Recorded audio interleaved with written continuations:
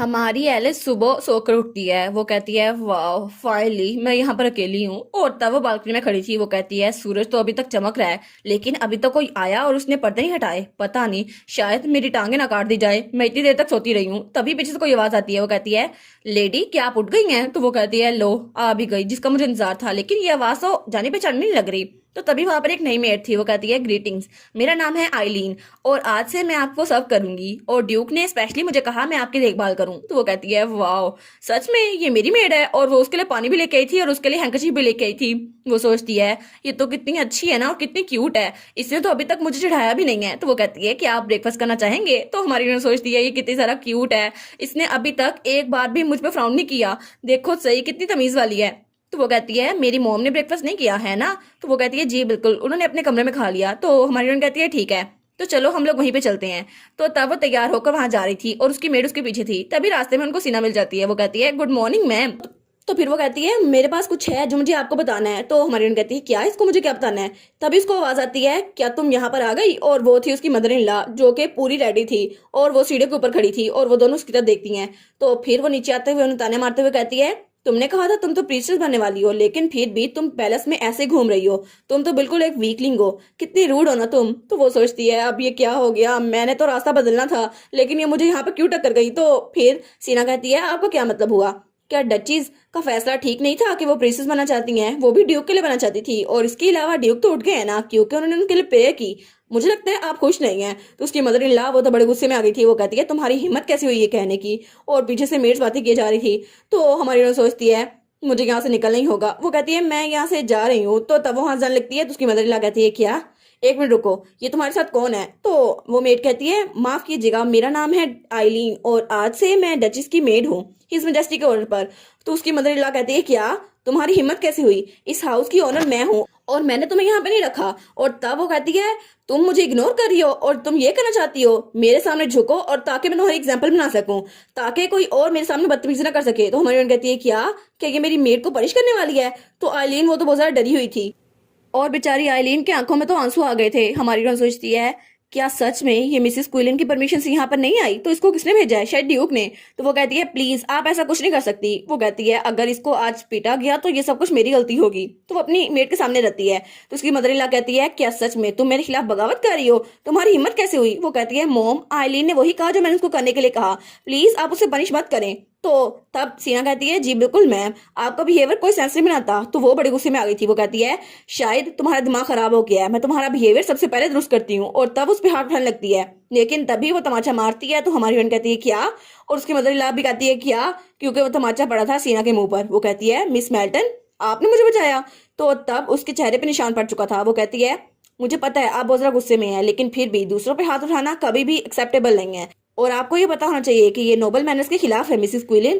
तो उसकी mother in law कहती है तुम्हारी हिम्मत कैसे हुई कि मुझे मॉरल सिखाओ, वो भी सबके सामने? तभी वहां पर बटलर आता है। वो कहता है मैम यहाँ पर हो क्या रहा है? तो उसकी मदर इन लॉ वो चुप हो जाती है।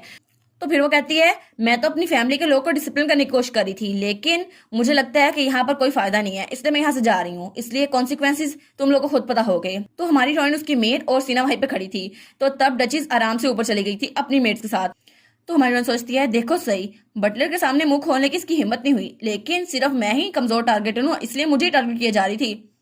और उसके बाद वो सीना से पूछती है माय लेडी आप ठीक तो है ना? आपका चेहरा देखो सही, आपका पूरा गाल सूजा हुआ है। तो वो कहती है ओ अच्छा ये। तो हमारी कहती है आपका इतना प्यारा चेहरा ये तो खराब हो गया है, आपको दर्द हो रहा है ना, अपने जख्म पे तो देखें, मुझे लगता है आपके लिए बहुत ज्यादा मुश्किल होगा, उन्होंने तो बहुत जोर से मारा थप्पड़। तो वो कहती है क्या?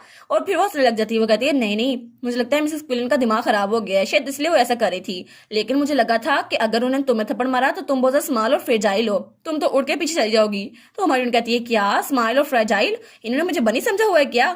तो वो सोचती है मैं चाहती हूँ अपनी डिवाइन पावर से इन्हें क्योर कर दूं लेकिन यहाँ पे बहुत सारे लोग हैं। तो वो लॉबी की तरफ इशारा करती है, कहती है क्या आप वहां पर आएंगे मेरे साथ? तो तब वो लोग वहां पे खड़े थे। वो कहती है प्लीज आप थोड़ी देर यहीं पे रुकें। और तब वो अपने डिवाइन पावर का यूज करती है और उसके जख्म को हील कर देती है। तो वो कहती है थैंक यू सो मच, आप मेरे लिए और ड्यूक के लिए बहुत ज्यादा हेल्पफुल थी। तो हमारी कहती है क्या, लेकिन आपको मेरी वजह से चोट लगी थी? तो वो कहती है एनीवेज क्या ड्यूक ने कहा कि मैंने उनकी हेल्प की थी? तो सीना कहती है बिल्कुल, उन्होंने कहा कि वो होश में सिर्फ तुम्हारी प्रेयर्स की वजह से आए थे। तो हमारी सोचती है मेरी प्रेयर्स? क्या सच में वो मेरी डिवाइन पावर को सीक्रेट रखना चाहता है? ऐसा चाहता है? वो नहीं चाहता मैं ट्रबल में पड़ूं। तो वो कहती है हाँ ऐसा हो सकता है। तो सीना कहती है मुझे माफ कीजिएगा, ये सारी मेरी मिसअंडरस्टैंडिंग थी, मुझे लगा था कि आप रची के लिए बिल्कुल भी फायदेमंद नहीं होगी। जब मैंने आपको पहली बार देखा था तो हमारी कहती है नहीं नहीं कोई बात नहीं। तो सीना कहती है मुझे माफ कीजिएगा, मुझे शुरू में लगा था आप अच्छे इंसान नहीं है, लेकिन क्या हम फ्यूचर में दोस्त बन सकते हैं। तो हमारी कहती है वाह ये मुझसे दोस्ती का पूछ रही है, लगता है इसका फ्रेंड सर्कल बहुत ज्यादा छोटा है शायद इसीलिए। और वो कहती है ठीक है हम लोग दोस्त बन जाएंगे। और उसके बाद सीन चल होता है और हमें उसकी मदर इन लॉ दिखाई जाती है जो अपने कमरे में आकर बहुत ज्यादा तबाही मचा रही थी। वो कहती है ये सब कुछ पता नहीं क्यों हो रहा है, कैलियोस पता नहीं कल कैसे जाग गया। और वो तो अपने नाखून चुबा रही थी। तो तब वहां पे उसकी मेड आती है, कहती है मैम प्लीज काम डाउन। और वो थी उसकी बटलर।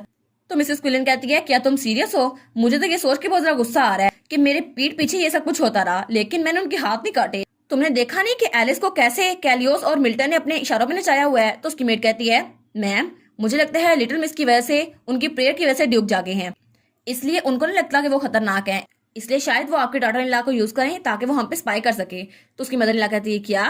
तो तब उसकी मेड कहती है जी बिल्कुल, क्या आप भूल तो नहीं गई कि उसकी एक कमजोरी भी है, एलिस की कमजोरी जिसको आप यूज कर सकती हैं। तो उसकी मदर इन लॉ कहती है कमजोरी? अरे हाँ, काउंट वोर्डी उसका बाप। हाँ बिल्कुल, उसके बाप ने कहा था वो हमेशा ज्यादातर वक्त चुप ही रहती है, लेकिन जब उसे कहा गया कि उसकी शादी यहाँ पर होगी फिर भी उसने कोई सवाल नहीं किया और चुप करके कैबिन में बैठ गई। शायद इसीलिए मुझे लगता है मुझे उसके फादर को एक लेटर लिखना होगा और फिर उस लेटर में ये भी ऐड करूंगी कि डैड मैं आपसे मिलना चाहती हूँ। और फिर हमें एक हफ्ते बाद का सीन दिखा रहता है। वो सोचती है आजकल तो डची में कोई भी बात नहीं हो रही, पता नहीं क्या हो गया है। तभी वो दो मेट्स को बातें करते हुए सुनती है जो कहती है वाह ड्यूक तो जैसे होश में आए हैं, उन्होंने अपनी मदर को यहाँ से निकाल देना है। लेकिन जब से वो होश में आए हैं मुझे लगा है ऐसा कुछ होगा, लेकिन कुछ भी नहीं हुआ। एक हफ्ता गुजर गया है और दोनों माँ बेटा अपने रूम से निकले नहीं है, ऐसा लगता है ऐसा कुछ होने नहीं वाला। तो हमारी सोचती है ये लोग इस बारे में बातें कर रहे हैं, लेकिन मिस मिल्टन वो तो अपनी ड्यूटीज पैलेस में वैसे परफॉर्म कर रही हैं और एम्प्लॉयज तो अभी भी डिस्कस कर रहे हैं कि मिसेस क्विलन के साथ क्या होगा। लेकिन मुझे बड़ी फिक्र हो रही है, वो अभी तक बिल्कुल काम है। और वैसे भी मैं ये सोच रही हूँ तो क्या कैलियोस ठीक है? क्या वो बहुत ज्यादा टायर्ड नहीं है? और तब वो सोचती है जब उसने कहा था मैं अभी तक पूरी तरह रिकवर नहीं हुआ इसलिए तुम्हें सारी रिस्पॉन्सिबिलिटी लेनी होगी। तो वो सोचती है क्या मुझे रिस्पॉन्सिबिलिटी लेनी होगी, शायद मुझे अपनी डिवाइन पावर्स पे जरा यूज करनी होगी। फिर वो कहती है नहीं नहीं, आखिर मुझे उसका फेस ही क्यों याद आई जा रहा है, शायद वो हैंडसम है ना इसीलिए। तो तभी उसके पास कोई आता है, कहता है माई लेडी। तो वहां पे आइलीन थी। वो कहती है क्या हुआ आइलीन? तो वो कहती है वो माफ कीजिएगा लेकिन आपको जरा अंदर जाना होगा जल्दी से, क्योंकि आपके फैमिली मेंबर्स यहाँ पर आए हैं आपसे मिलने के लिए। तो हमारी कहती है क्या मेरी फैमिली मेंबर्स, लेकिन वो यहाँ पर कैसे?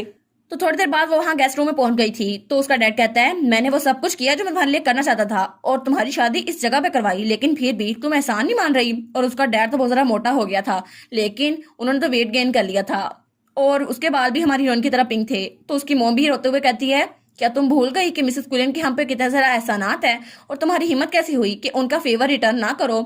और उसकी मोम के बाल ग्रीन कलर के थे और उसका भाई भी साथ बैठा हुआ था एरिक वॉर्डरी, उसके बाद भी पिंक थे। तो हमारी सोचती है मिसेस क्विलन ने इन सबको इनवाइट भेजा है, क्या सच में वो मुझे डराना चाहती है कि मैं इनको पैसे नहीं भेजूंगी? तो तब उसकी पूरी की पूरी फैमिली उसके खिलाफ हो गई थी। तो उसका डैड कहता है जल्दी करो, अपने घुटनों पे झुके और सबसे माफी मांगो अभी के अभी। तो वो कहती है लेकिन मैं ऐसा क्यों करूंगी डैड? तो वो कहता है क्या तुम्हारी हिम्मत कैसे हुई, तुम मुझे जवाब दे रही हो, तुम मेरे ऑर्डर को क्यों नहीं मान रही? तो वो कहती है जी बिल्कुल, क्योंकि ये एलिस होती तो जरूर आपके ऑर्डर को मान लेती, लेकिन मैं ऐसा कभी नहीं करूंगी क्योंकि मैं एलिस हुई नहीं। तो वो खड़े होते हुए कहती है जो फेवर मेरी मॉम ने आपको बताए थे वो यही थे ना कि मेरा भाई अकेडमी में जाएगा, लेकिन मुझे लगता है कि ये फेवर जरा अच्छा नहीं है और शायद इसी वजह से तो मैंने ड्यूक से शादी की थी। मुझे लगता है आपको इस बात का बदला नहीं चुकाना चाहिए। तो उसका डैड कहता है क्या तुम मुझे जवाब दे रही हो? तो फिर वो कहती है हालांकि आपको पता भी था कि मिसेस क्विलन मेरे साथ क्या करेंगी, फिर भी आपने मुझे ड्यूक की फैमिली के पास आने दिया, आप ऐसे कैसे कर सकते हैं? हालांकि मैंने यहाँ पर आने का डिसाइड कर लिया था, लेकिन फिर भी आप अपने बेटे के लिए मेरे साथ ऐसा कैसे कर सकते हैं? मैं भी तो आपकी बेटी हूँ ना।